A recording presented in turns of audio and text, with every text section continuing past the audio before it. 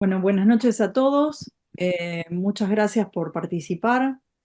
Eh, Estamos reunidos integrantes de dos comités. De parte del Comité de Cardio-Oncología, la doctora Oriana Di Cosco. Ella va a presentar dos casos clínicos y el doctor Gerardo Moreno va a hacer una actualización sobre el tema. La doctora Oriana Di Cosco, ella es médica cardióloga, staff del Sanatorio Aliare y del Hospital Español de Rosario. Ella actualmente está haciendo su fellow en cardio-oncología y es vocal del Comité de Cardio-Oncología de FAC. El doctor Gerardo Moreno es presidente del Comité de Arritmias de FAC. Él es electrofisiólogo, máster en estimulación cardíaca, doctor en medicina, jefe de unidad de arritmias del Instituto de Cardiología y Cirugía Cardiovascular de Posadas, Misiones. Es profesor de cardiología en la Universidad Católica de las Misiones. Como panelistas tenemos el honor de tener a la doctora Martínez Yáñez, Janet. Ella es médica cardióloga, actualmente jefa de residentes del Centro Modelo de Cardiología de Tucumán. La doctora es integrante del Comité de Cardio-Oncología de FAC. A la doctora Marisa López, ella es médica cardióloga, jefa del Servicio de Electrofisiología de Loma Linda y presidente de la Sociedad de Roque Sáenz Peña de la provincia de Chaco. Así que bueno, bienvenidos a todos. Le voy a ceder la palabra a la doctora Oriana Di Cosco para que comience la presentación de los casos clínicos. Así que muchas gracias a todos por participar y esperemos pasar un lindo momento. Buenas noches a todos. Bueno, gracias Candela por la presentación y a la Federación Argentina por la invitación. Voy a compartir mi pantalla. Ahí se ve bien. Ahí está, Sí, perfecto. perfecto. Bien. Bueno, como dijo la doctora, voy a presentar dos casos clínicos. El primero se trata de un paciente masculino de 85 años que es derivado del servicio de cardio-oncología para una evaluación prequirúrgica para una lobectomía pulmonar izquierda por una masa pulmonar. Como antecedentes, el paciente era hipertenso, diabético tipo 2, dislipémico, tenía una anemia crónica, extabaquista, sobrepeso y había sido internado los 4 meses previos por una hemorragia digestiva donde se había constatado la presencia de úlceras gástricas y angiodisplasia en duodeno.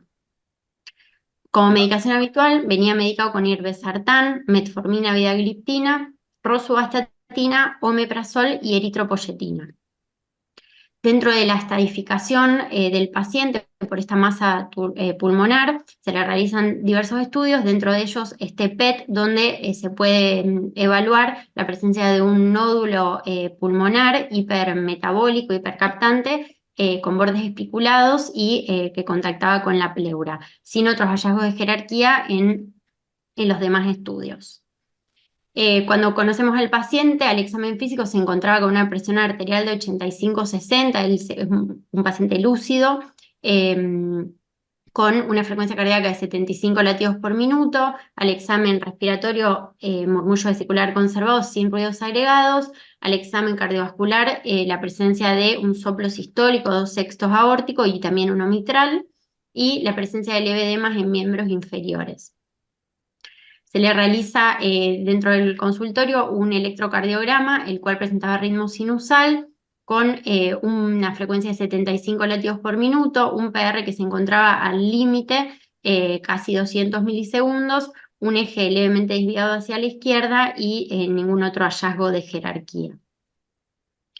Se le realiza un ecocardiograma Doppler donde se constataba la presencia de un remodelado miocárdico concéntrico, una fracción de eyección conservada, sin trastornos de motilidad, una aurícula izquierda dilatada con 46 milímetros por metro cuadrado, una insuficiencia mitral leve y una doble lesión valvular aórtica, predominio de una estenosis aórtica moderada. Tenía una raíz aórtica y una porción tubular de 41 y 42 milímetros y también como hallazgo en el examen se observó una aorta abdominal con un segmento también dilatado de 47 por 47 milímetros y presencias de placas de ateroma a ese nivel. Se le realizó también dentro de los estudios un ecodoppler de vasos de cuello en el cual se vio la presencia de placas fibrocálcicas en 3 segmentos, pero no significativas. En el laboratorio prequirúrgico se corroboró la presencia de una anemia con un hematocrito de 24,2 y una hemoglobina de 7,8, plaquetas normales y una función renal también dentro de valores normales. Se decide con este paciente ajustar el tratamiento, suspender la medicación antihipertensiva y, digamos, habla en conjunto con los servicios tratantes y se decide derivar al paciente para realizar una transfusión de glóbulos rojos.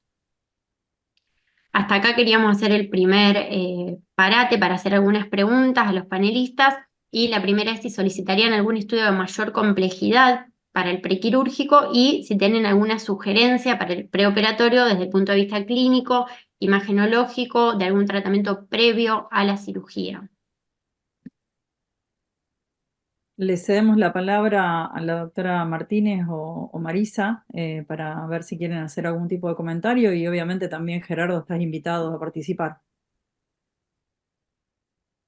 Buenas. Sí, tendría la pregunta de, bueno, de la estratificación de este paciente con respecto al riesgo que tiene de fibrilación auricular, sobre todo porque se ha demostrado un aumento digamos, de posibilidad de pronóstico de FA en los pacientes postoperatorios con cáncer, y ya teniendo un sustrato estructural, que es esa aurícula izquierda dilatada, la posibilidad de hacer un holter de arritmia de 24 horas como para ver si se podría iniciar alguna terapéutica previa a la cirugía y demás.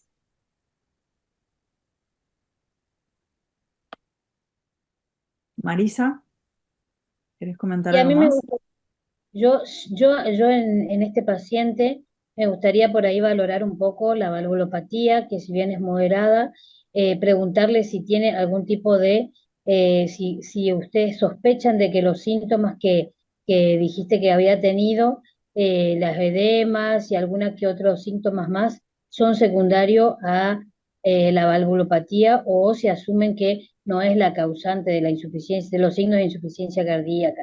Y también estoy de acuerdo con el Holter para ver prevención de fibrilación auricular en este tipo de pacientes. Bien. Bueno, lo que se realizó una vez ya estabilizado el paciente en cuanto a presión arterial y ya habiendo sido transfundido con mejoría de su anemia, lo que se realizó fue un ecoestrés con dobutamina para evaluar, por un lado, descartar, digamos, cardiopatía isquémica por el alto riesgo del paciente por sus factores de riesgo y evaluar también el comportamiento ante las valvulopatías.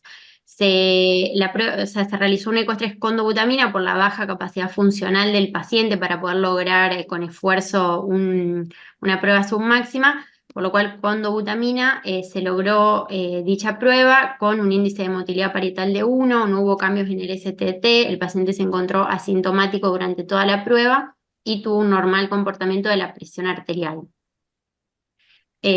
Por este motivo se reunió todo el equipo interdisciplinario y se evaluaron las posibilidades terapéuticas del paciente y se decidió finalmente autorizar la cirugía. Se decidió también en conjunto iniciar una prevención para FA con bisoprolol 2,5 miligramos día previo a la cirugía. Posteriormente se realizó la misma, se realizó la lobectomía superior izquierda. El paciente tuvo una buena evolución tanto en quirófano como en las primeras horas preoperatorias, sin requerimiento de transfusiones ni sostén vasopresor. Salió con un drenaje pleural, el cual durante todo el postoperatorio tuvo un débito adecuado y esperable para la cirugía. Un laboratorio postoperatorio también con un hematocrito de 29,8, una hemoglobina de 9,7, función renal que permanecía conservada, un ácido láctico también dentro de valor normal y un estado de ácido base también aceptables para su postoperatorio. Como dato extra, la biopsia de la muestra fue un carcinoma invasor de tipo adenoescamoso con ganglios y metástasis negativas. Al cuarto día del postoperatorio, el paciente presenta episodios de disnea y palpitaciones, por lo cual se le realiza un electrocardiograma. En este caso, bueno, trajimos el electro real del paciente que, como pueden ver en el apuro del momento, se había hecho al revés, así que tiene el ABR que es positivo, pero se constató la presencia de una fibrilación auricular a más o menos 110 latidos por minuto con la presencia de una extrasístole ventricular aislada. El paciente en ese contexto se encontraba con una presión arterial de 130/70, con un requerimiento de oxígeno a bajo flujo, saturando 93%, y con la presencia de edemas en miembros inferiores. Se le realiza, por un lado, tratamiento diurético endovenoso y se decide realizar control de frecuencia cardíaca con bisoprolol vía oral y dioxina endovenosa. A las horas el paciente presenta reversión espontánea a ritmo sinusal y se indica posteriormente control de ritmo con amiodarona. Se calcula el chat-VAS de este paciente, el cual es 5 y un Hasblet de 2. Finalmente el paciente evoluciona de manera favorable y se va de alta hospitalaria con bisoprolol 2,5 miligramos cada 12 horas, amiodarona 200 miligramos cada 12 horas en el contexto de la carga de los primeros días. Se lo anticoagula con apixaban 2,5 miligramos cada 12 horas y además rosuvastatina y omeprazol. Luego se controla de manera ambulatoria al paciente, el cual se encontraba normotenso con un ritmo regular al examen físico, una frecuencia cardíaca de 50 latidos por minuto, constatándose en el electrocardiograma una bradicardia sinusal, y presentaba edemas Godet tres cruces infrapatelar, por lo cual se le modifica su tratamiento a bisoprolol 2,5 miligramos día, amiodarona 200 miligramos día, y se le agrega espironolactona y furosemida. Y hasta acá es este primer caso. Bien. Bien, hermoso caso y complejo como para empezar, Oriana, porque tiene tantas aristas para tocar. Muchas de ellas yo las voy a comentar ahora en la charla que vamos a dar. De todas las conductas que han ido tomando, coinciden plenamente con las indicaciones que hoy las guías internacionales realizan para el manejo de este tipo de pacientes. Y sin dudas, dentro de todo lo que has presentado, hay algo que es con lo que creo vamos a concluir básicamente todo el webinar, que es el trabajo multidisciplinario. Estos pacientes son tan complejos, tienen tantos puntos a tener en cuenta, que un solo profesional de una sola especialidad sería totalmente insuficiente para poder abarcar. Así que va a ser, creo, la conclusión de todo el webinar, la importancia del trabajo multidisciplinario en estos contextos, ¿no? Tal cual. Gracias, Ricardo. No sé si las chicas quieren agregar algo más, hubieran hecho algo Bueno, diferente. yo por ahí, No, ay, perdón. Sí, perdón, continúa. perdón. Dale, que si no podríamos haber colocado por ahí como prevención de fibrilación auricular ya un poquito de beta bloqueante previo a la cirugía. eh, por ahí pregunto, ¿no? Que sería una buena conducta. A mi varona no, ninguna otra cosa, pero sí algún beta bloqueante, ya que tiene un alto riesgo de fibrilación auricular intra y postoperatorio este paciente, así que Sí, creo sí, que podríamos haberlo puesto, digo yo, como opción, ¿no? No, sí, sí, fue me Sí, mencionado. parece. Porque le habíamos colocado bisoprolol 2,5 miligramos, porque también, bueno, el paciente tenía un PR también al límite y Presión estaba alta. con 70 latidos por minuto previo, y por el tema de la presión arterial tampoco le agregamos una dosis mayor, pero sí, digamos, con ese objetivo le pusimos 2,5 miligramos. Perfecto. Yo quería preguntar sobre el tema de la decisión de la amiodarona, si fue solamente para control de ritmo o de frecuencia, porque bueno, en las últimas guías lo que nos dicen es que se prefiere no, o sea, ir mejor por el control de frecuencia cardíaca, ritmo, por el tema de las interacciones con las quimioterapias y la prolongación del QT que tiene la amiodarona. No sé qué tratamiento quimioterápico posterior hizo este paciente, y ya con su trastorno estructural, el hecho de indicar amiodarona va un paciente que probablemente tenga la intercurrencia de fibrilación auricular a posterior por su daño estructural ya, ¿no? Sí, este paciente no iba a realizar, digamos, hasta el momento de la cirugía, no estaba planeado realizar ninguna quimioterapia, ya que, digamos, la idea era hacer la cirugía para poder llevarlo al paciente a R0 y no requerir ningún tipo de quimioterapia. También se había planteado esa opción terapéutica en un inicio, eh, que bueno, fue como comentaban previamente, la decisión justamente en equipo interdisciplinaria de cuál era la mejor opción para el paciente por su alto riesgo quirúrgico, pero también su alto riesgo clínico para una quimioterapia. Muy bien, gracias. Gracias. Como para aportar, por ahí otra de las cosas que se plantea a veces en estos pacientes oncológicos es la radioterapia local. Pero la verdad es que es un caso que se resolvió con la cirugía y al quedar en R0 el paciente tiene lo que los oncólogos le llaman una situación de cura de su enfermedad, ¿no? Como tenía ya una aurícula dilatada, un paciente añoso, digamos, la probabilidad de recidiva de la fibrilación auricular me parece que es alta, entonces por eso estimo que fue medicado. Último comentario, Oriana, espero no retrasar mucho. Mira, yo lo entendí cuando vos presentaste el electrocardiograma del paciente en fibrilación auricular. Si prestan atención a la derivación B1, tiene los tres primeros latidos con onda P, con el mismo PR previo. O sea que es un paciente que estaba haciendo episodios de fibrilación auricular paroxística. Creo que Mm, eso habrá sido lo que más los habrá alentado a intentar mantener el ritmo sinusal. Fíjense en B1 donde se ve los dos primeros latidos que tiene claramente onda P con el sí, PR levemente prolongado, como lo tenía previamente en ritmo sinusal. Así que seguramente, pese a todas las comorbilidades que tiene el paciente, que son gatillos de fibrilación auricular y de recurrencia precoz, seguramente habrán intentado, porque si lograban el ritmo sinusal, la verdad que tiene mucho mejor pronóstico para las complicaciones cardiovasculares que trae la FA. Creo que por ese lado se habrán animado a tomar esa decisión. Siempre que uno pone amiodarona es para buscar control de ritmo. No se tal debería cual. usar nunca la miodarona como control de frecuencia. Bien, Bueno, pasamos al segundo caso, Oriana. vale. Bueno, el segundo caso es un poquito más cortito. Se trata de una paciente femenina de 64 años, sin factores de riesgo cardiovasculares tradicionales, que como antecedente oncológico había tenido en el 2016 un cáncer de mama infiltrante en mama derecha, por lo cual se le había realizado una cuadrantectomía y posteriormente radioterapia con 25 sesiones.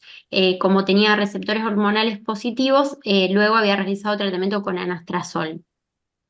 En enero del año 2022, la paciente presenta un nuevo diagnóstico de cáncer de mama, de esta vez del lado izquierdo, con un nódulo de 22 milímetros, por lo cual se realiza una biopsia que tenía receptores hormonales positivos, tanto de estrógeno como de progesterona, HER negativo y un Ki67 de 20%, con ganglios negativos. Realiza posteriormente 4 ciclos de quimioterapia neoadyuvante con doxorubicina y ciclofosfamida. Durante todos esos ciclos, la paciente es controlada por cardiooncología, tanto basal como durante los ciclos y al finalizar los mismos.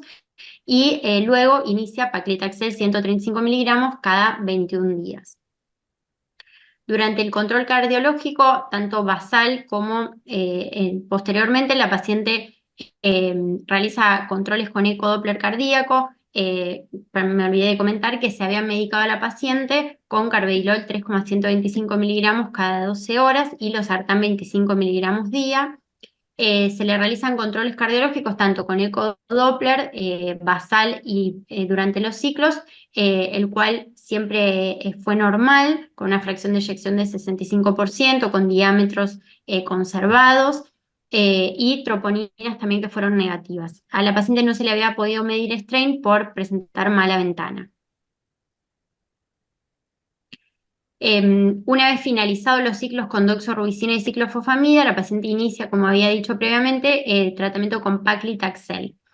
En ese contexto, la paciente se presenta a consultorio con un episodio de palpitaciones que venía de 3 días de evolución, constatándose al examen físico una taquiarritmia de ritmo irregular, sin descompensación hemodinámica, y evidenciando en el electrocardiograma una fibrilación auricular a casi 170 latidos por minuto, sin otros hallazgos de jerarquía. Esto se realiza en un consultorio ambulatorio, se la deriva a la paciente a la unidad coronaria del sanatorio y en el momento en que llega a la unidad coronaria revierte espontáneamente a ritmo sinusal, con un electro que se encontraba a 90 latidos por minuto con la presencia de extrasístoles supraventriculares muy frecuentes. Se calcula el CHA2-VASc, que en este momento era de 1, ya que, recordemos, la paciente tenía 64 años, sin factores de riesgo ni antecedentes previos y del sexo femenino. En este contexto, nos preguntamos si autorizaban a continuar el tratamiento quimioterápico, si indicarían algún antiarrítmico y si iniciarían anticoagulación teniendo en cuenta el chat de la paciente. Y también teniendo en cuenta que las palpitaciones y estos cuadros de 3 días de evolución inicia posterior al inicio del paclitaxel.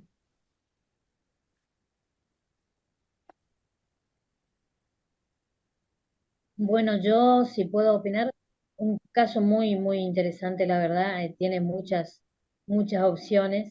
Yo el carvedilol me parece excelente, la medicación tiene un eco normal, así que otra medicación por ahí no lo agregaría. Puede llegar a discutirse la anticoagulación, pero con un chat más bajo, yo no le indicaría anticoagulación todavía. Y me gustaría que oncología por ahí me dé alguna otra opción para el tratamiento, porque puede ser tranquilamente la causa de una mayor inestabilidad eléctrica del paciente.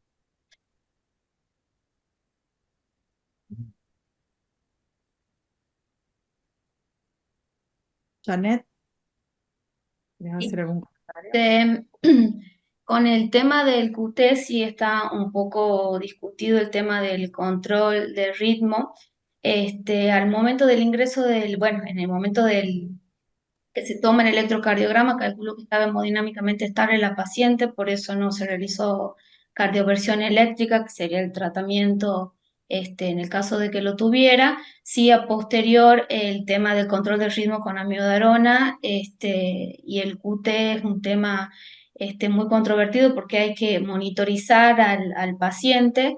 Y sí, la anticoagulación, en este caso está discutido, sí, en las últimas guías nos dicen que tiene indicación 2AB, la anticoagulación en pacientes que tienen un CHA2-VASc de 1, obviamente teniendo en cuenta el riesgo protrombótico y el riesgo de sangrado del paciente. Me imagino que todo esto tendrían que charlarlo en forma interdisciplinaria, por supuesto, y sí indicaría una tromboprofilaxis durante la internación del paciente, ¿no? Bien, yo a medida que fui escuchando el caso, Oriana, creo que todos los tópicos que vamos a tocar ahora en la charla. O sea que me Buenísimo. adelantaría a comentar uno por uno, porque la verdad que este caso puntualmente es muy rico para el desarrollo de toda la charla que vamos a dar. Cada una de las cosas que las colegas nombraron tiene hoy una revisión, tiene hoy una información relativamente fresca, con bastante evidencia, ya sea a favor o en contra de tomar una decisión con la anticoagulación, con el antiarrítmico, qué otros datos considerar antes de decidirlo. Así que creo que ahora, a medida que presente la charla, voy a hacer referencia a este caso para poder optar a la solución más indicada. Bien, Buenísimo. Ese continúa. Ah, perdón, Cande. que quisiera reforzar el tema de siempre es importante el manejo multidisciplinario en estos pacientes para evaluar si tiene opciones de cambio de tratamiento o no.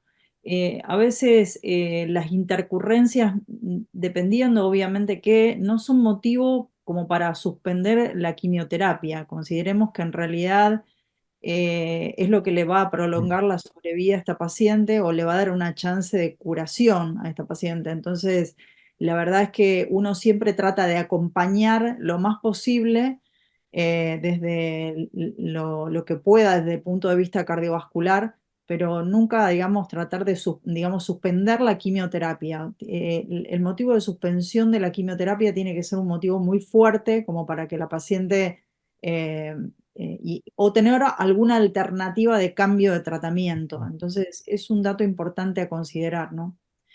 Seguí, Oriana, con la presentación. Bien. Bueno, la paciente evoluciona de esta internación favorablemente, se va de alta con un aumento del tratamiento, carvedilol 12,5 miligramos cada 12 horas, y si se decide tratamiento antiarrítmico con propafenona 150 miligramos cada 12 horas. De todas maneras, la paciente persiste con sintomatología, presenta palpitaciones recurrentes durante la infusión del paclitaxel de entre 2 a 30 minutos, de similares características a las anteriores, por lo cual se decide, por un lado, realizar un holter durante un día de infusión de quimioterapia. Lamentablemente ese día no presenta arritmias en el holter, pero tampoco presenta justo sintomatología. De todas maneras, por ser los cuadros tan similares al cuadro previo en donde se había constatado la FA, se decide aumentar su tratamiento antiarrítmico y aumentar el tratamiento beta bloqueante en 25 miligramos cada 12 horas.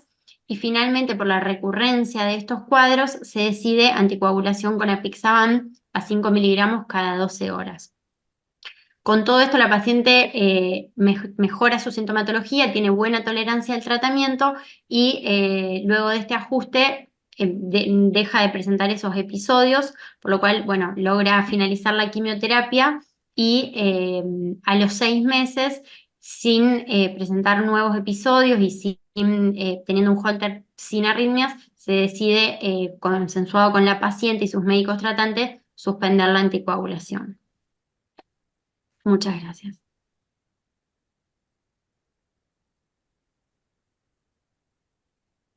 Bueno, no sé si quieren aportar algún comentario más, Gerardo, sobre este caso o pasamos directamente a la actualización. Si las colegas quieren aportar, yo lo voy a ir haciendo ahora a medida que hacemos la charla, porque la verdad que es muy productivo para lo que vamos a charlar a continuación. Sí, me Bueno, imagino que estará en la actualización el tema por qué a Pizza y no Riva en los estudios de pivotaje, ¿no? Totalmente, sí, sí. Ujú. Muchas gracias.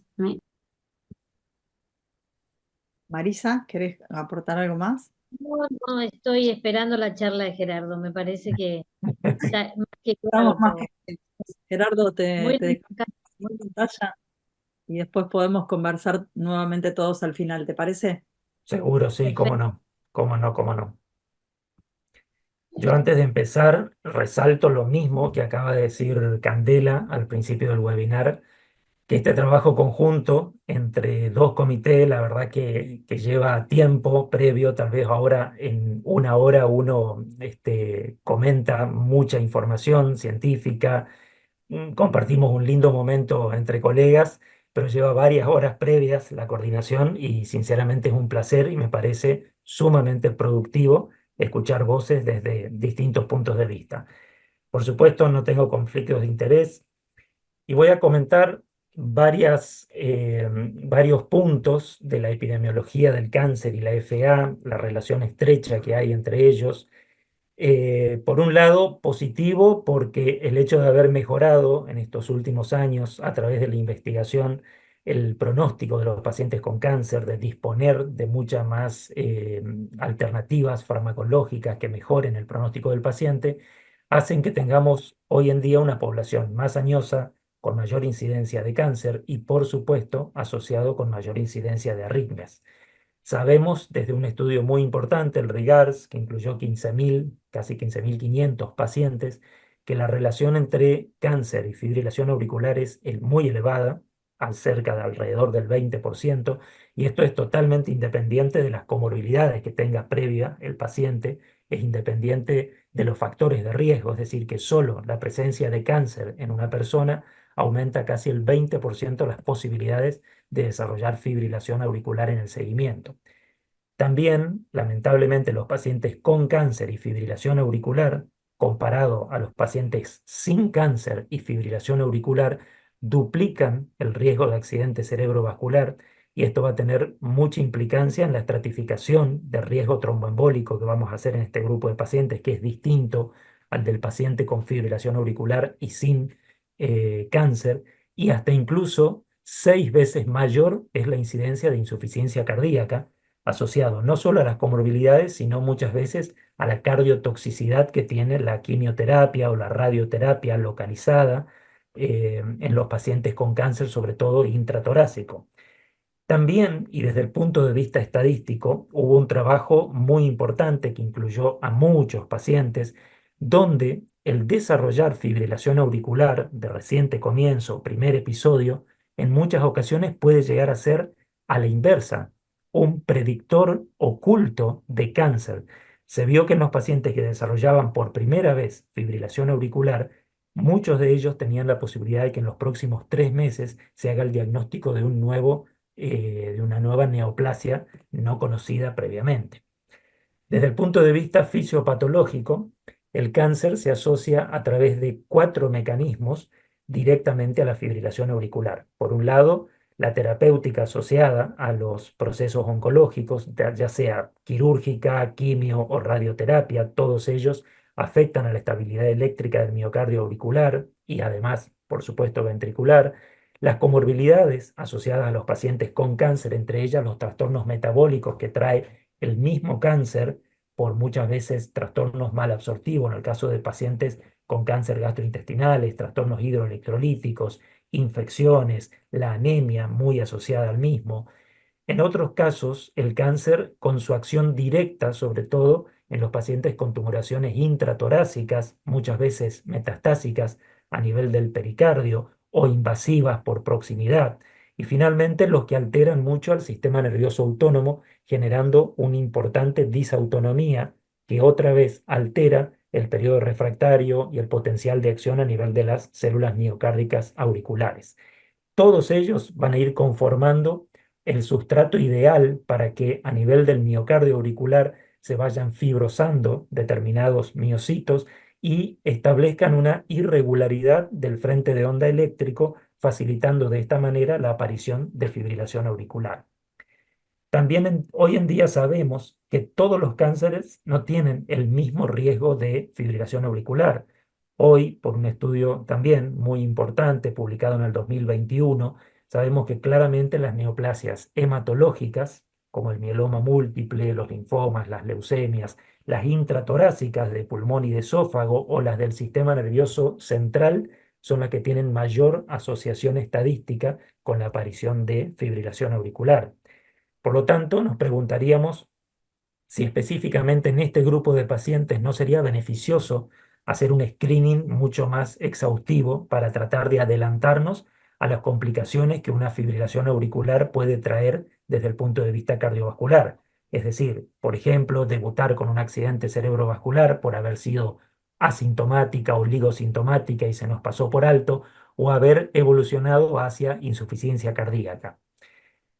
Si nos planteamos de qué manera podemos intentar hacer prevención de fibrilación auricular en pacientes con cáncer activo, las guías internacionales muy actuales, incluso la guía de manejo de los pacientes con fibrilación auricular, que tiene un apartado especial dedicado a pacientes oncológicos, publicadas hace exactamente 2 semanas, para ser más precisos, nos siguen insistiendo en que la prevención tiene el mismo enfoque que en los pacientes sin cáncer, tratando de corregir todos los factores de riesgo cardiovascular, estabilizando cada una de sus comorbilidades.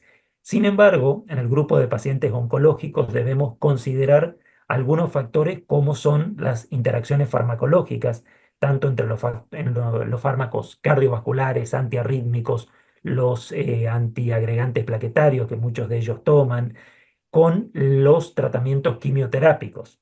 También saber de que en pacientes con cáncer durante el periodo de tratamiento están mucho más predispuestos a fiebre, dolor, infección, anemia, que son gatillos muy importantes.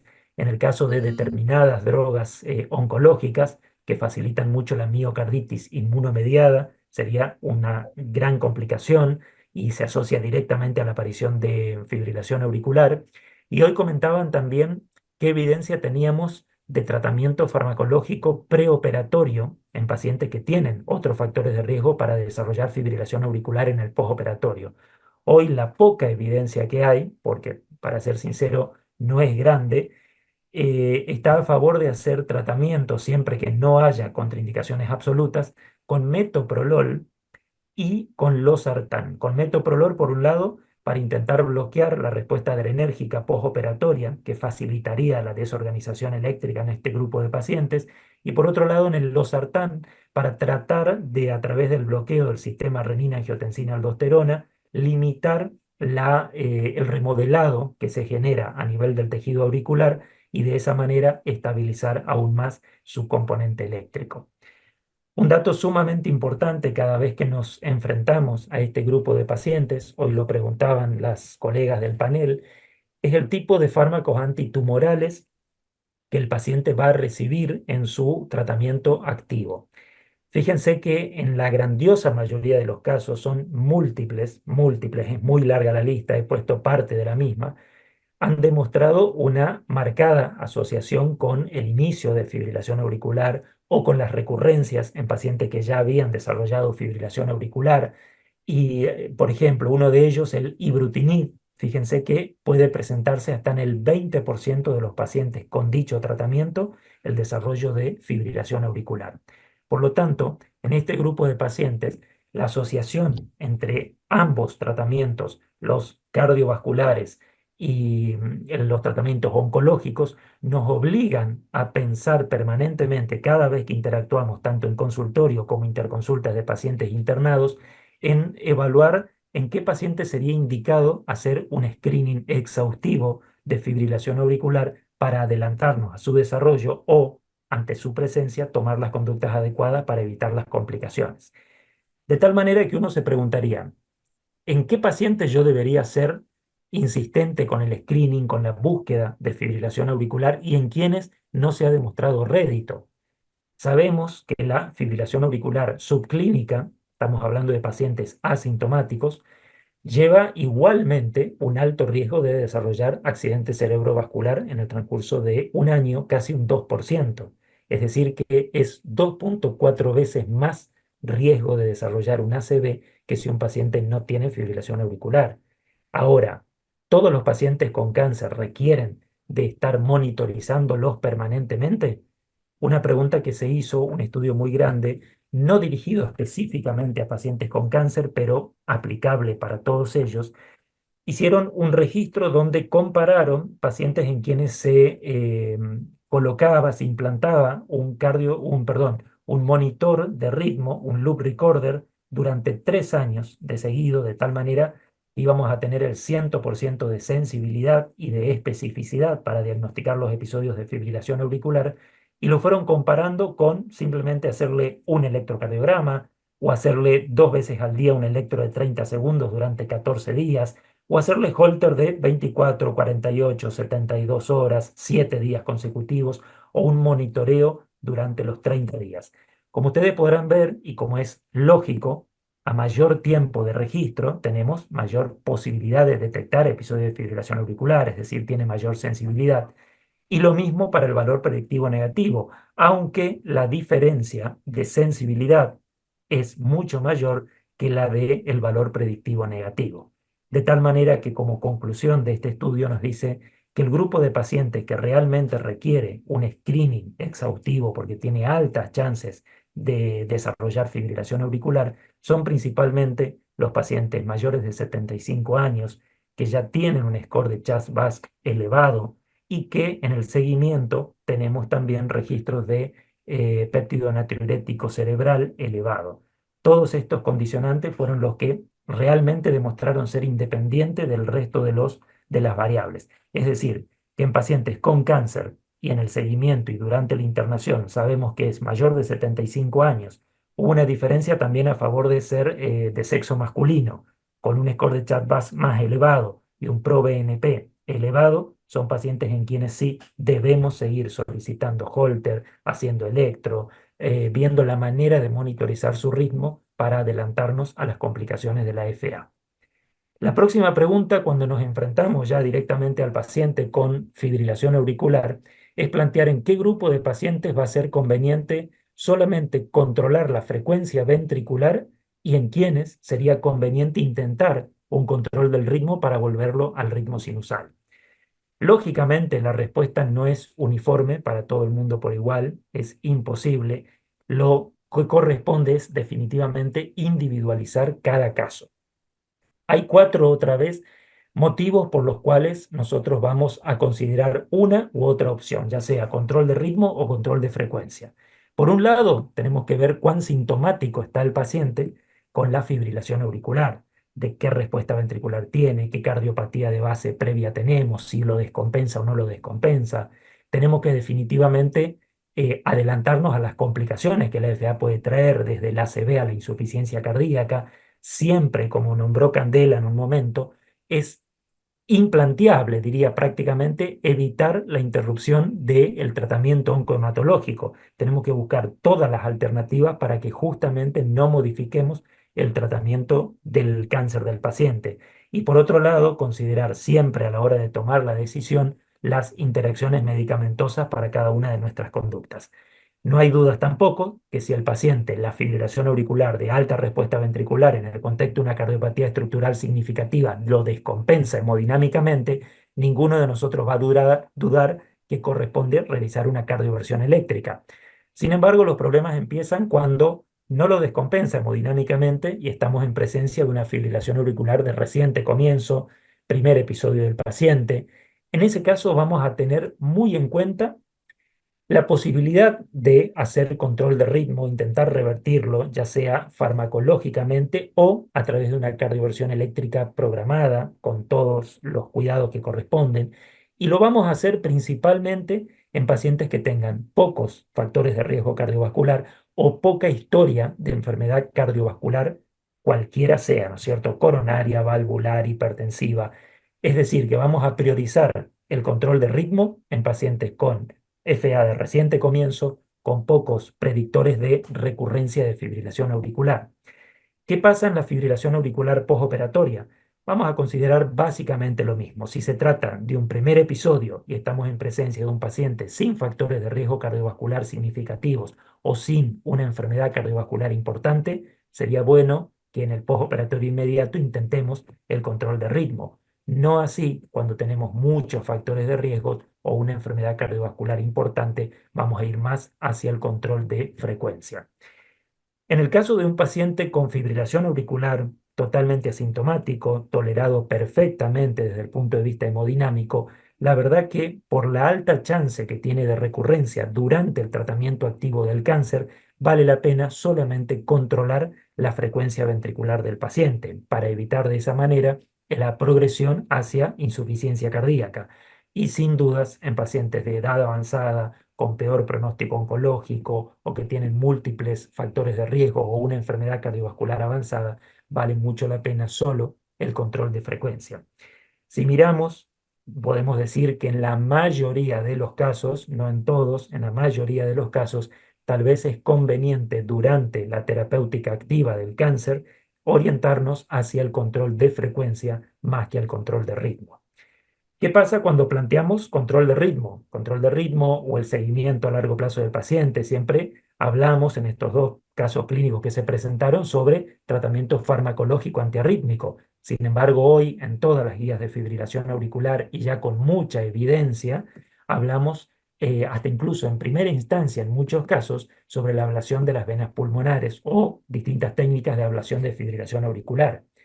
En este caso tan especial, por supuesto, que queda para pacientes muy seleccionados, como dicen las guías internacionales del manejo del paciente cardio-oncológico, donde estamos hablando de un fracaso del control de ritmo, un fracaso en el control de la frecuencia ventricular, un paciente sumamente sintomático y que lo descompensa en forma reiterada hemodinámicamente. Son casos muy, muy puntuales en el cual se podría plantear, siempre que tengamos un pronóstico oncohematológico de más de un año de sobrevida. En esos pacientes, insisto, son creo que muy, muy pocos los que podrían llegar a plantearse una ablación de fibrilación auricular. Ahora, un gran tema de debate y que creo que es uno de los que mayor trabajo multidisciplinario vamos a tener con este grupo de pacientes, es el cómo valorar el riesgo embólico y hemorrágico, sabiendo que el paciente oncológico tiene mayor riesgo isquémico que un paciente sin cáncer y tiene mayor riesgo hemorrágico por distintos mecanismos fisiopatológicos, mayor riesgo isquémico porque tienen mucho mayores distribución de agentes procoagulantes, hay citoquinas proinflamatorias que están modificando la función endotelial en forma constante. Sin embargo, también la terapéutica del cáncer, tanto quirúrgica como a través de fármacos quimioterápicos o la radioterapia, facilita muchas veces los trastornos hemorrágicos. Y la valoración hoy en día no tiene, así como en los pacientes sin cáncer, un score de riesgo que esté replicado en múltiples instituciones y que nos dé la tranquilidad de que la valoración es realmente adecuada para el paciente oncológico. Al no haber un score de riesgo que haya sido avalado por múltiples estudios de investigación, todavía las guías internacionales siguen recomendando el score de riesgo CHA2DS2 para evaluar el riesgo isquémico y el HAS-BLED principalmente para el riesgo hemorrágico. Taché la última parte del chat BASC porque en esta última guía de fibrilación auricular justamente recomiendan quitar la última sigla que correspondía al sexo femenino, que se suponía que tenía mayor riesgo de complicaciones isquémicas, y solamente evaluar al paciente por el CHADS-BA. Si el paciente, ahora lo vamos a ver en la próxima diapositiva, fíjense la diferencia que hay en este estudio que me resultó muy interesante, publicado en el 2018, con 122.000 pacientes, en el cual el paciente con cáncer y un score de CHA2DS2 de 1, fíjense, tiene un 3.2% de riesgo de hacer un accidente cerebrovascular por año, a comparación de un paciente que no tiene cáncer, que tiene solamente un 1.8%. Lo mismo pasa con el riesgo de sangrado. Claramente nos dicen estos trabajos que el score de CHA2DS2 y el de HAS-BLED son muchas veces insuficientes para evaluar adecuadamente a nuestro paciente. La orientación y las recomendaciones finales de todas las guías es que en un paciente con CHA2DS2 de 1, como presentamos en el caso clínico anterior, nosotros lo consideremos prácticamente como un CHA2DS2 de 2 en pacientes sin cáncer y vayamos a favor de la anticoagulación. Como también el riesgo hemorrágico es elevado, las guías nos dicen claramente, pero sin ningún tipo de doble mensaje, que la indicación de anticoagulación no debería, en la grandiosa mayoría de los casos, estar contraindicado por el alto riesgo hemorrágico, que deberíamos anticoagular y seguir muy de cerca al paciente, porque el riesgo isquémico, en la grandiosa mayoría de los casos, es aún mayor. Este estudio, muy recientemente publicado, nos muestra todas las dificultades que seguimos teniendo los médicos en general para tomar la decisión de anticoagular a nuestros pacientes con fibrilación auricular. Fíjense de que antes de que el paciente llegue al cardiólogo, pacientes estamos hablando con procesos oncológicos activos en tratamiento y con fibrilación auricular, en muchos casos no eran anticoagulados, no eran antiagregados, o en otros casos se hacía antiagregación con aspirina y clopidogrel, o se dejaba heparina de bajo peso molecular. Ninguno de ellos tienen ningún tipo de evidencia en prevención de accidente cerebrovascular asociado a la fibrilación auricular. Lo mismo que la gran dificultad que siempre se ocasiona en el tratamiento de los pacientes con los anticoagulantes antagonistas de la vitamina K, como el acenocumarol y la warfarina. Fíjense que al llegar al cardiólogo, hoy con toda la evidencia que tenemos en el manejo de la fibrilación auricular, cambiábamos, anticoagulábamos al paciente y privilegiábamos la utilización de los anticoagulantes directos.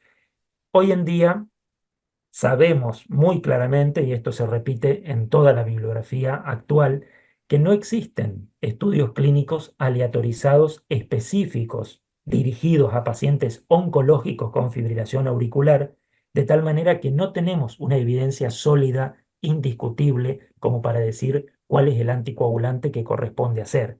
Sin embargo, con todos los estudios pivotales de los anticoagulantes directos, tanto el Rocket Atrial Fibrillation, el Aristóteles, el Engage Atrial Fibrillation TIMI 48 o el Relay, en todos ellos tuvieron subgrupos de pacientes que tenían antecedentes de cáncer previo al ingreso o que desarrollaban algún tipo de cáncer en el seguimiento de los pacientes. Los anticoagulantes directos, comparativamente con la senocumarol y la warfarina, han demostrado mayor eficacia y mayor seguridad para evitar complicaciones hemorrágicas. De tal manera que hoy la guía de cardio-oncología, publicada en el año 2022, recomienda estas siglas para valorar el riesgo tromboembólico de nuestros pacientes. Usar el TVIP. Recordando el TVIP, cada vez que interactuamos con un paciente oncológico con fibrilación auricular, sabemos que no se nos van a pasar por alto los datos más importantes para tomar la decisión.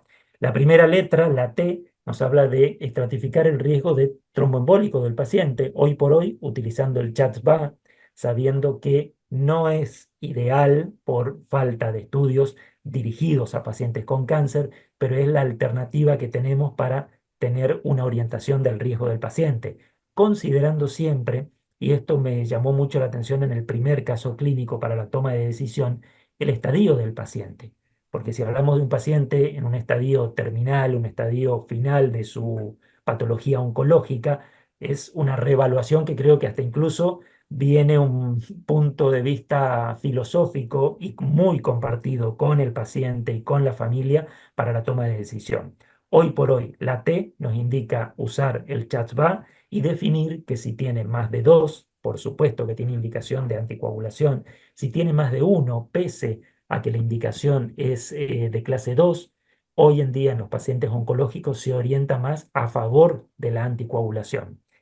La B, por supuesto, de bleeding, riesgo de sangrado, es que nos acordemos y consideremos muchas de las complicaciones que tiene el paciente oncológico en el seguimiento, que son la trombocitopenia, estar muy alerta de la localización de la tumoración que estamos por tratar, si es un paciente con cáncer gastrointestinal o geniturinario, son pacientes que tienen mayor incidencia de sangrado, lo mismo si es a nivel del sistema nervioso central o si hay metástasis, esos pacientes tienen incrementado el riesgo hemorrágico y también se recomienda la utilización del Hasbled. Por supuesto que a la hora de un paciente que tiene indicación de anticoagulación y en la evaluación del riesgo de sangrado vemos que el riesgo es elevado, como de costumbre, el trabajo multidisciplinario nos va a ayudar y definir en presencia del paciente, de la familia, comentando absolutamente todo lo a favor y en contra que tiene el tratamiento para consensuar una decisión con todos los implicados, ¿no? La I nos habla de las interacciones farmacológicas. Y esto es algo que en la próxima diapositiva lo vamos a charlar, que tiene suma importancia para la elección del tipo de fármaco anticoagulante, ya que hay algunos de ellos que tienen pocas interacciones y la mayoría de ellos tienen múltiples interacciones. Y ahí viene lo que charlábamos en uno de los casos. ¿Cuál es el tratamiento quimioterápico que está recibiendo el paciente para saber qué anticoagulante vale la pena indicarle en este caso? Y por último, la P, considerar definitivamente la preferencia del paciente de acuerdo a la accesibilidad también que tenga del anticoagulante. Y acá viene un tema no solo de conocimiento de datos científicos, sino muchas veces social, psicológico y hasta incluso de creencias del paciente, ¿no? ¿Qué pasa si en nuestra valoración del TVIP nos encontramos con un paciente que tiene muy alto riesgo hemorrágico? Más allá, como yo les decía, de que siempre vamos a ir a favor de intentar anticoagular, hay casos en los que hablamos de un riesgo hemorrágico extremo que debería estar contraindicada la anticoagulación y en estos casos una de las posibilidades que plantean las guías internacionales, por supuesto que con muy pobre evidencia, es considerar el cierre de la orejuela izquierda, que es el sitio anatómico y funcional de mayor incidencia de formación de coágulos en el contexto de fibrilación auricular. Lo mismo que la ablación de la fibrilación auricular, el cierre de orejuela izquierda va a estar limitada a un subgrupo de pacientes extremadamente reducido, pero es bueno nombrarlo porque ante situaciones extremas, es bueno tenerlo en mente para discutir en forma interdisciplinaria. Posteriormente, si decidimos anticoagular a nuestro paciente, ¿qué anticoagulante vamos a elegir? Sabemos que hay básicamente tres grupos: los antagonistas de la vitamina K, como la warfarina y el acenocumarol, las heparinas de bajo peso molecular y actualmente los más utilizados, los anticoagulantes directos. Como ven, cada uno tiene pros y contras, y en base a a favor y en contra de cada uno de los anticoagulantes, las indicaciones hoy recomendadas son que en los pacientes, lógicamente, con válvulas mecánicas o que tengan una estenosis mitral moderada a severa, son el único subgrupo de pacientes en los cuales hoy se recomienda utilizar warfarina o acenocumarol, ya que al tener tantas interacciones, al ser tan dificultoso mantener al paciente en rango, queda limitado exclusivamente para este perfil de paciente. Por otro lado, los pacientes que tienen un alto riesgo hemorrágico en esta primera etapa del tratamiento activo del cáncer, cuando tienen un cáncer genitourinario o gastrointestinal, cuando están por ser sometidos a cirugía o cuando hay una plaquetopenia importante, el tratamiento transitorio, lo nombran muy claramente en todas las guías internacionales, ya que a largo plazo las heparinas de bajo peso molecular alteran mucho la calidad de vida del paciente. Y el dato más importante es que no hay, directamente no hay evidencia sobre las heparinas de bajo peso molecular para evitar accidente cerebrovascular en pacientes con fibrilación auricular. Es decir, que es una alternativa transitoria, en la mayoría de los casos intrainternación, pero la gran mayoría de los pacientes van a tener indicado la utilización de anticoagulantes directos. La siguiente pregunta, lógicamente, es: ¿qué anticoagulante directo en qué tipo de pacientes? Hay muchos trabajos de investigación que empezaron a comparar en forma directa un anticoagulante directo con otro, pero me pareció completo este metaanálisis que incluyó casi 32.000 pacientes, en el cual compararon los 4 anticoagulantes directos con la warfarina y el acenocumarol. Claramente, como verán desde el punto de vista estadístico, todos los anticoagulantes directos han mostrado menor riesgo de complicaciones tromboembólicas y menor riesgo de sangrado, no solo en el contexto de fibrilación auricular, sino también para reducir las complicaciones que tiene la trombosis venosa profunda asociada directamente al cáncer y el tromboembolismo pulmonar. Entre ellos, el dabigatran y el apixaban fueron los que mayor poder estadístico demostraron en prevenir trombosis venosa profunda y tromboembolismo pulmonar, y el apixaban fue el que menor complicaciones hemorrágicas ha demostrado comparado con la warfarina. De tal manera que este metaanálisis termina armando un ranking de cuáles serían los mejores en cada caso. Por ejemplo, en pacientes en quienes tienen un alto riesgo isquémico, ponen prácticamente al mismo nivel el rivaroxaban y el apixaban como primera instancia. Los acomodamos de esta manera, pero han demostrado la misma efectividad para la prevención del ACV.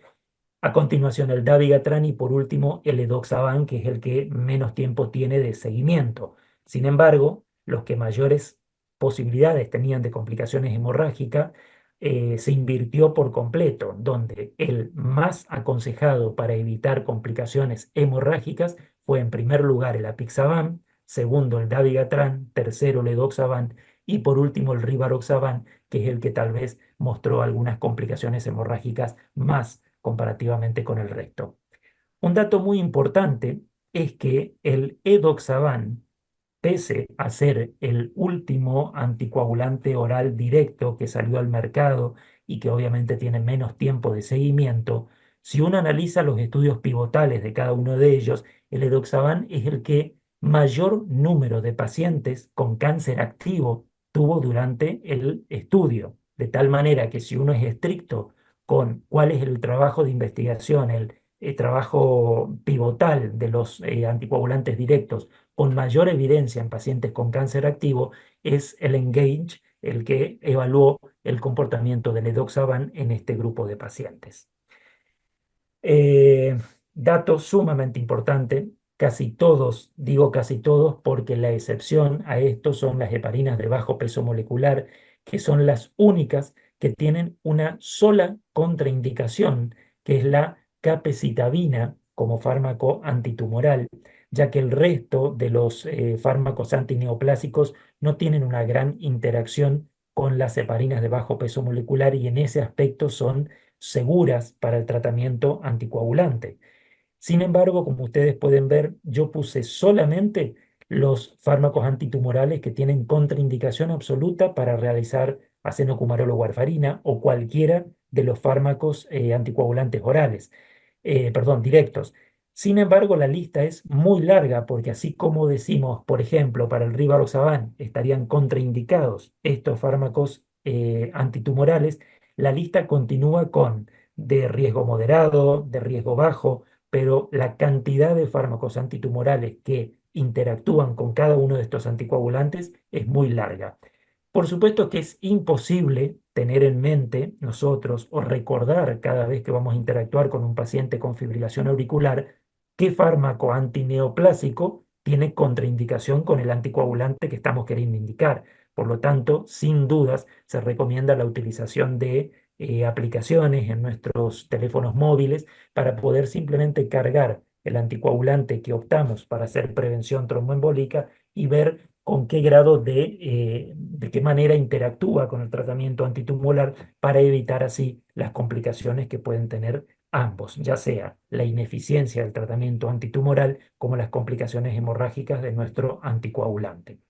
Y para terminar, un par de situaciones especiales que están también muy asociadas en los pacientes con cáncer y fibrilación auricular. Muchos de ellos, como también el cáncer es un factor de riesgo para cardiopatía isquémica, en muchas oportunidades pacientes con cáncer activo en tratamiento desarrollan un síndrome coronario agudo, lamentablemente tenemos que intervenirlo de urgencia, o pacientes con enfermedad coronaria severa que requieren la realización de una angioplastia programada, o pacientes que conocemos su cardiopatía isquémico-necrótica que está en seguimiento y tenemos que tomar la decisión de realizar o no un triple esquema antitrombótico, ya sea anticoagular y doble antiagregación. Fíjense que las indicaciones hoy en día son para los pacientes en el contexto del síndrome coronario agudo, cuando tienen un alto riesgo isquémico, por ejemplo, en quienes en una cinecoronariografía vimos una alta carga trombótica, son pacientes que tendrían indicación de tener una triple terapia antitrombótica durante los primeros 6 meses. No así si el paciente tiene un riesgo hemorrágico muy alto, deberíamos solamente durante el primer mes y a continuación optar por la anticoagulación y clopidogrel, por ejemplo. Lo mismo pasa con los pacientes que van a ser sometidos a una angioplastia y tienen alto riesgo isquémico. Durante un mes hacemos triple terapia y a continuación solamente clopidogrel y anticoagulante con un seguimiento estrecho, por supuesto.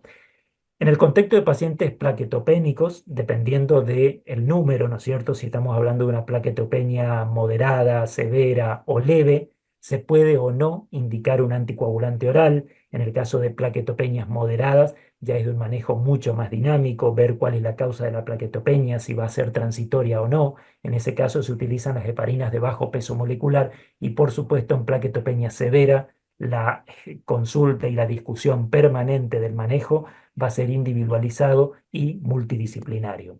Y como última diapositiva, considerar que muchos de estos pacientes durante el tratamiento quimioterápico o con los antecedentes o comorbilidades que tenía el paciente van a desarrollar insuficiencia renal o insuficiencia hepática y para eso sí está muy estudiada la farmacodinamia de cada uno de los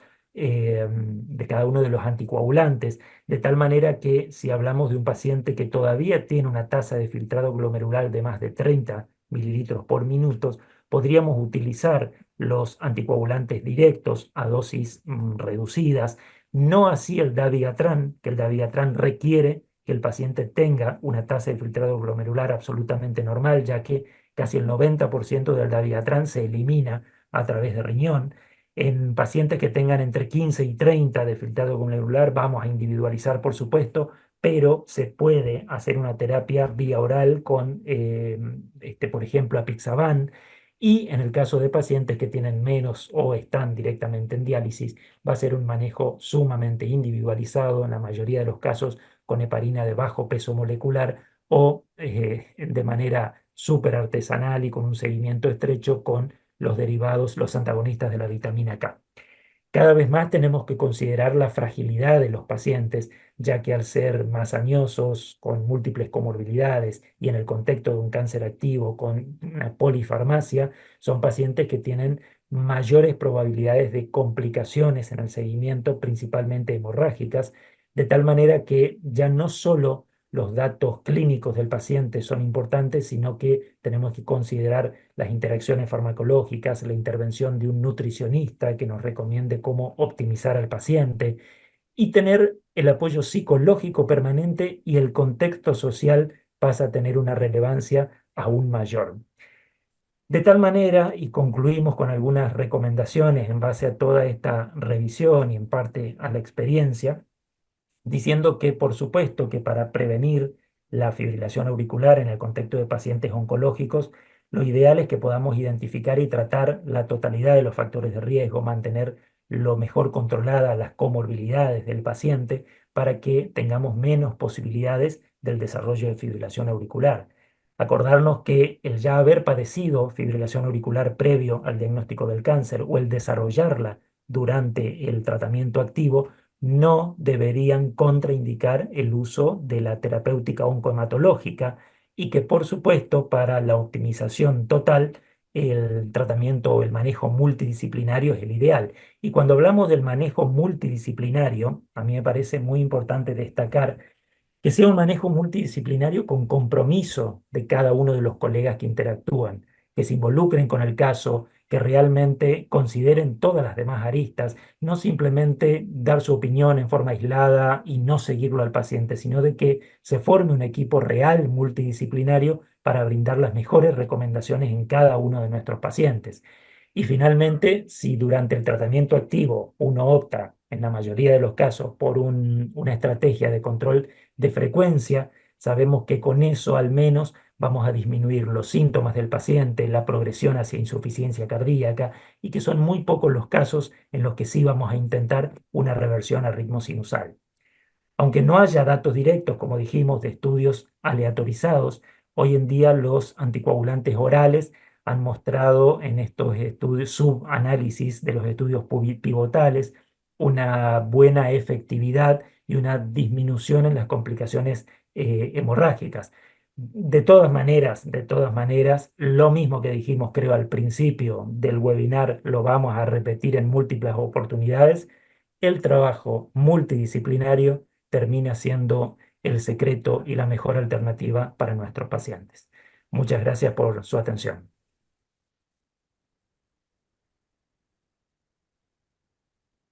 Candela, creo que estás... Ahí está. Bien. Muchísimas gracias, te decía Gerardo, la actualización fue súper completa. Eh, los dos casos clínicos son muy interesantes. La verdad es que el trabajo en equipo es fundamental en estos pacientes oncológicos para la toma de decisiones, en cuanto a si autorizamos o no una cirugía, bajo qué condiciones, la prevención previa con betabloqueantes, como habíamos hablado en algún momento. Es importante el feedback y el generar equipos de trabajo para mejorar las respuestas que podamos tener en los pacientes, me parece que es fundamental. Eh, y por supuesto incluyendo los equipos dentro de los equipos los hematólogos y los oncólogos y los cirujanos de tórax. La verdad es que cuando uno empieza a tratarlos en forma multidisciplinaria es un placer porque aprende de un montón de especialidades y un montón de cosas.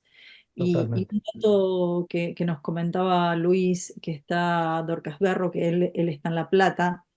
Hay que tener en cuenta que a veces en estos pacientes por ahí es preferible sostener, digamos, solo controlar el ritmo y anticoagular a los pacientes durante el periodo que puedan recibir la terapia oncológica, pero nunca suspender la terapia oncológica porque es lo que va a mejorar, digamos, el pronóstico de sobrevida en los pacientes. Los cardiólogos estamos acostumbrados a hablar de tasas de eventos y los oncólogos en realidad hablan de tasa de supervivencia o supervivencia sin recaídas.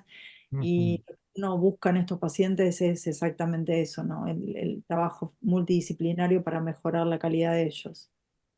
Eh, Así que bueno, no sé si Marisa o Janet quieren agregar algo más. Muchísimas gracias, No, Oriana, por la Eh, presentación. yo tendría una pregunta última para los colegas, a ver si alguno tiene experiencia en lo que es el strain longitudinal de la aurícula en aquellos pacientes que tienen aurículas estructuralmente normales. Y hago esta pregunta porque precisamente trabajo en un hospital donde se atiende a pacientes que son hematológicos, hemato-oncológicos, que son muy jóvenes y por lo general tienen aurículas estructuralmente normales, y si tiene algún impacto el strain longitudinal reducido en este tipo de pacientes para poder hacer una prevención de la fibrilación auricular, más que nada también porque son pacientes a los cuales se le añade al tratamiento quimioterápico corticoides que aumentan la frecuencia cardíaca, que tienen mayor sustrato ya para generar una fibrilación auricular. Y bueno, eso, si tienen alguna experiencia con respecto al strain. Bien, un comentario. No es experiencia personal porque no hago eco, pero los colegas de mi centro que sí realizan eco, sí realizan strain longitudinal. Y lo mismo en las guías está nombrado como un método, una valoración más que puede ser el predictor también como de fibrilación auricular. Creo que la utilidad que tiene es dentro de la valoración integral del paciente un dato más a favor de poder hacer un screening en ese grupo de pacientes. Imagínate que se trate de un paciente añoso que tiene un chat base elevado y además en la valoración del ecocardio vemos una alteración del strain longitudinal, es un dato más a favor para que seamos más obsesivos con el monitoreo de este paciente para estar alertas y evitar sí que se presente una fibrilación auricular ya con un accidente cerebrovascular o con una insuficiencia cardíaca. Es a favor total de utilizarlo como un método más para estratificar el riesgo del paciente, Janet. Bien, muchas gracias. Nosotros tenemos en nuestro centro la posibilidad de hacerlo, pero la verdad es que no tenemos protocolos armados para control y seguimiento de los pacientes. Es una propuesta que yo le hice al equipo de imágenes. Tenemos un equipo nuevo con el cual lo podemos hacer, pero tiene mucha más variabilidad que el strain en ventrículo. Eh, por lo tanto, es más complejo y es más difícil hacerlo. Yo creo que la inteligencia artificial nos va a venir a apoyar con técnica y con base de datos como para poder hacer las comparaciones. Y bueno, creo que todavía, y dada la situación económica de nuestro país, estamos lejos. No todos los centros cuentan con Strain y la habilidad de los operadores es algo que tiene que también que formarse y me parece que en una situación de crisis más como la que estamos viviendo en Argentina lo veo cada vez más lejano, ¿no? Tal Eh, cual. no es fácil. Tengo la suerte de cumplir con esos requisitos que decías, Candela. En mi centro tengo colegas muy bien formados, está la disponibilidad tecnológica y lo realizan. Y por supuesto que para el strain de aurícula depende también mucho de la ventana del paciente, varias situaciones que, como vos decís, es mucho más complicado que el strain ventricular, pero por suerte se puede en algunos casos realizar. Bien. Estaba leyendo, si me permitís, Candela, una pregunta de Luis que habla de uno de los casos clínicos en el cual pregunta si interpretara la fibrilación auricular como secundaria por estar con el tratamiento con paclitaxel, que recuerdo el caso que presentó Oriana y además ese paciente venía tratado previamente con doxorubicina. Y como mostré en una de las diapositivas, la doxorubicina es uno de los fármacos que mayor incidencia también tienen en el desarrollo de fibrilación auricular. Así que lo más probable es que, dependiendo del resto de los factores de riesgo y comorbilidades de ese paciente, ya la doxorubicina fue en parte responsable de facilitar la aparición de fibrilación auricular en este caso. Y creo que independientemente de si la consideramos secundaria o primaria, la conducta terapéutica en prevención tromboembólica y de que no evolucione hacia la descompensación hemodinámica por insuficiencia cardíaca va a ser básicamente la misma durante el tratamiento activo. Una vez que el paciente culmine su tratamiento oncológico y de acuerdo a su estratificación de riesgo, por supuesto que se replantearán muchas cosas, así como se hizo en alguno de los casos clínicos en el cual posteriormente hasta incluso se interrumpió la anticoagulación. Eso es parte del arte de la medicina y que es sumamente individualizado en cada caso, ¿no? Y eso fue en algún momento consensuado con la paciente, porque se había interpretado obviamente que la fibrilación auricular había sido gatillo a la quimioterapia que había recibido. Era una paciente que no era hipertensa previa, tenía una aurícula chica y bueno, con síntomas muy claros cuando ella hacía la quimioterapia, que lo pudimos correlacionar, decidimos suspender la anticoagulación, además por una cuestión económica que no se lo cubría la Claro. obra social y el DOC lo tenía que pagar particular también, entonces en algún momento decidimos suspenderlo. Igual la paciente sigue con controles permanentes con Holter, y no volvió a repetir arritmias, por lo menos no se pudo evidenciar en los Holter. Lo seguimos haciendo a pesar de que la paciente, cada 6 meses, a pesar de que la paciente ya Seguro. terminó su tratamiento de quimioterapia.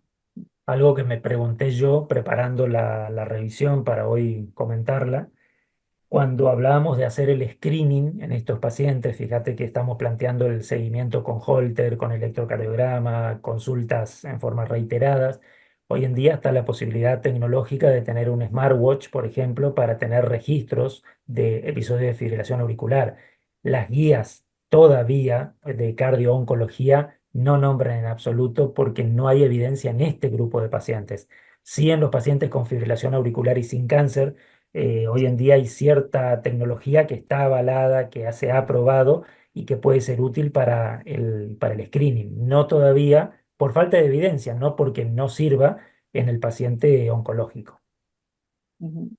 Sí, sí, sí, yo creo que son un montón de herramientas que empezamos a tener y que, bueno, la verdad es que uno tiene que utilizarlas, ¿no? A la medida de lo posible porque nos ayudan sobre todo a la prevención. Sabemos que estos pacientes tienen más riesgo trombótico solo por la enfermedad oncológica, entonces la verdad es que fue una decisión muy, muy, muy discutida con la paciente porque no estábamos del todo seguros ni tranquilos de que ella suspendiera la anticoagulación, ¿no?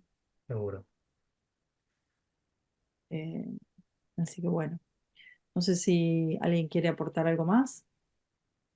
No, Me- yo quiero agradecer nomás la participación. Pareció una clase espectacular como las que da siempre Gerardo. Muy, muy educativa. La verdad que me voy con mucho, mucho más conocimiento con el que me senté acá. Así que yo agradezco muchísimo la oportunidad y nada, mando saludo a todos y espero para la próxima jornada. Y esto de reunir dos comités me parece muy, muy bueno, muy educativo y que nos ayudaría a todos. Así que muchas gracias. Gracias, muchas gracias, Marisa. Un placer. Igualmente, Gracias Gerardo. a todos por participar.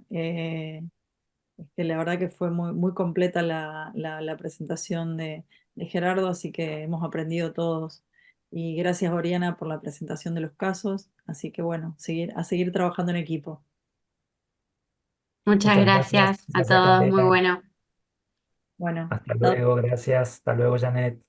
Hasta luego. Gracias, buenas noches. chao, chao.